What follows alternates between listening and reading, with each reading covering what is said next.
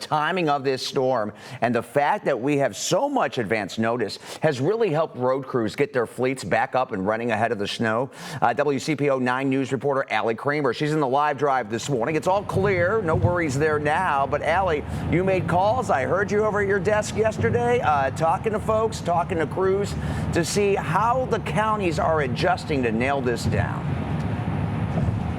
Yeah, and I've been here almost 12 years with Channel 9, and I know these guys now that have been with these county engineer departments, the road departments for so long, some of them getting promotions. So it's like good to connect and be like, okay, what's the plan this time around? Some of them have striped the roads. We just crossed 471 over the Big Mac Bridge into 71 and downtown Cincinnati. You can't see any pre-treatment on this road because it hasn't been done, but that's different in the actual counties. For example, I learned that they're using the liquid salt brine in Kenton County, and then they're going to pre-wet their salt with calcium chloride to try their very best to make it more effective in the extreme cold. Today in Hamilton County, crews are going through final inspections on their roughly 60 trucks they have and then load them all with salt.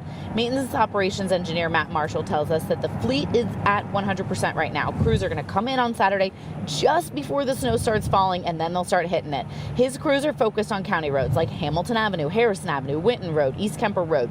Usually they give every road equal priority, but Marshall says with a storm of this size, they'll likely have to focus on the emergency routes first, and he runs those routes a little different than other counties. We're going to be pushing for about 16 hours straight. That's usually tries to be like the limit before we take any sort of break. We don't have the luxury of having two different shifts. We have one set of crew that's out all the time. So we're going to push as far as we can. My number one interest is not only public safety, but the safety of our team here.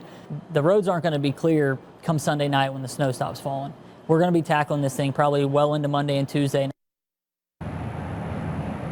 Yeah, Marshall said even Tuesday might be the first time you're able to see some of that black pavement underneath. Think about that, 16-hour shifts.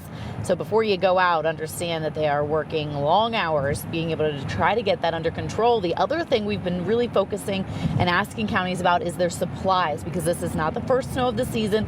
Are you able to get enough salt in? Because we know one of the major suppliers in the Ohio area has not been able to provide those shipments, or at least full shipments of salt. So we're going to break down coming up at 6:30 how every county says they're handling some of those shortages and what they're doing to kind of combat that. Allie, we've been here before, but every time it happens, it doesn't make it any easier, and we're going to be on top of it. Allie Kramer in Live Drive this morning. We appreciate it.